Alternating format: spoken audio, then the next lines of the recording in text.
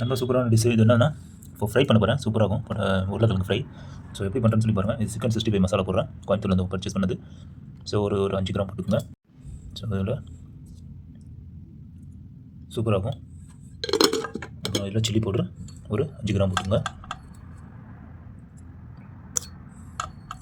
முட்டை இருந்தாலும் முட்டை போட்டுங்க. முட்டை இல்லை, முட்டை போட்டாலும் சூப்பராகும். இப்போ ஜிஞ்சர் garlic பேஸ்ட்டு போட்டுங்க. ஸோ ஜிஞ்சர் garlic பேஸ்ட்டு ஒரு 3 கிராம் போட்டுங்க. நல்லாயிருக்கும். அப்புறம் இதோட சேர்த்து ஆயில் கொஞ்சம் ஊற்றிங்க. ஆயில் ஒரு 2 ml போதும். சும்மா லைட்டாக இந்த மசாலா பிடிக்கிறதுக்காக. உப்பு போட்டுங்க. தூள் உப்பு போட்டுங்க. இது தேவையான அளவு போட்டுங்க உப்பு. ஸோ இப்போ நல்லா மிக்ஸ் பண்ணிடுவோம். தான் வெல் மிக்ஸ். நல்லா மிக்ஸ் பண்ணிடுறோம். நல்லா மசாலா பிடிக்கணும். ஒரு ஃப்ரிட்ஜில் கொஞ்சம் 6 மணி நேரம் வச்சு பண்ணிங்கன்னா இன்னும் டேஸ்ட்டு செம்மையாக இருக்கும். மசாலா போட்டோன்னா சூப்பராகிடுச்சு.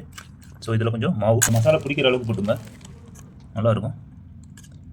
இந்த மசாலா கொஞ்சம் பிடிக்கணும். தண்ணி அந்த ஜிஞ்சர் garlic பேஸ்ட் போட்டனால கொஞ்சம் தண்ணியாக இருக்குங்களா, இது கொஞ்சம் போட்டிங்கன்னா கொஞ்சம் கெட்டியாக நல்லா பிடிச்சிக்கும். இல்லாட்டி கார்ன்ஃப்ளவர் இருந்தாலும் கார்ன்ஃப்ளவர் போட்டுங்க. பாருங்கள் ரெட்டாக பண்ண வந்துடுச்சு. இன்னும் கொஞ்சம் ஆட் பண்ணிக்கிறேன். ஒரு 5 கிராம் போட்டுக்கிறேன்.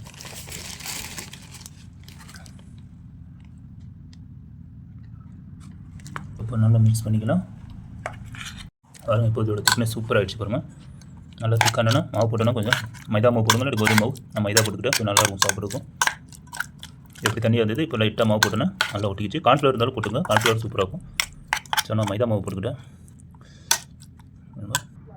ஸோ இதில் எண்ணெய் ஊற்றி ஃப்ரை பண்ணேன். அப்புறம் எண்ணெய் போட்டேன். நல்லா சூடாக அப்படி தெரிஞ்சுக்கிட்டோம். நல்லா அது மாதிரி பார்த்து போடுங்க, நல்லா தெரிக்கும். இந்த மாதிரி சமமாக அப்படியே போட்டுக்கிட்டிங்கன்னா சூப்பராக இருக்கும். தண்ணி போட்டனால தெரிஞ்சுக்கணும்.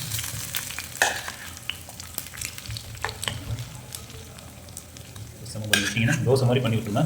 சூப்பராக அப்படியே பிரட்டிடலாம். ஒன்றா போட ஒன்று வெட்டிக்கும். சாப்பிட்றதுக்கும் நல்லாயிருக்கும். எண்ணெய் அவ்வளோலாம் தேவையில்லை. சும்மா ஒரு 5 ml ஊற்றிங்க போதும். அப்படியே ஃப்ரை ஆகிருந்து எவ்வளோ பாருங்கள் ஃப்ரை ஆகிட்டுருக்கு. சூப்பராக இருக்கும் சாப்பிட்றதுக்கு. நான் சாப்பிட்டு பார்த்து இந்த டேஸ்ட் சொல்லேன். போட்டேன் அப்படியே ஒன்றா எல்லாம் சேர்த்து போட்டுருக்கேன். இது திருப்பும் போது சூப்பராக இருக்கும். அப்படியே தோசை மாதிரி சாப்பிடலாம். நம்ம இது அப்படியே திருப்பம் தான் யூஸ் பண்ணிட்டு பாருங்கள். எப்படி ஆச்சுன்னா அப்படியே திருப்பிடலாம். சூப்பராக ஃப்ரை ஆகிட்டுருங்க. பாருங்க சூப்பராக அப்படியே திருப்பியாச்சு. நீங்களே பார்த்துருப்பீங்க. இந்த மாதிரி செஞ்சு சாப்பிட்டுருங்க. சூப்பராக டேஸ்ட்டாக இருக்கும். ஆனால் சிம்பிளாக தான் இருக்கும். ரொம்ப ஸ்பீடாக வச்சிங்கன்னா எரிஞ்சிடும். ரொம்ப ரெடி ஆகிடுச்சு. சூப்பராக இருக்கு பாருங்கள். செம்மையாகிடுச்சு.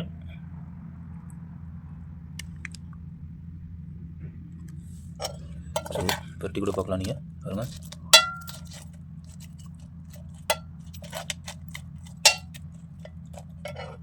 ரொம்ப சுட சூப்பராக ரெடி ஆகிடுச்சு. அத்தால உங்களுக்கு தெரியும். பாருங்கள் மசாலா இறங்கி செம்மையாக இருக்குது சாப்பிட்றதுக்கு. நான் இப்போ சாப்பிட்டு டேஸ்ட் அப்படி இருக்கணும்.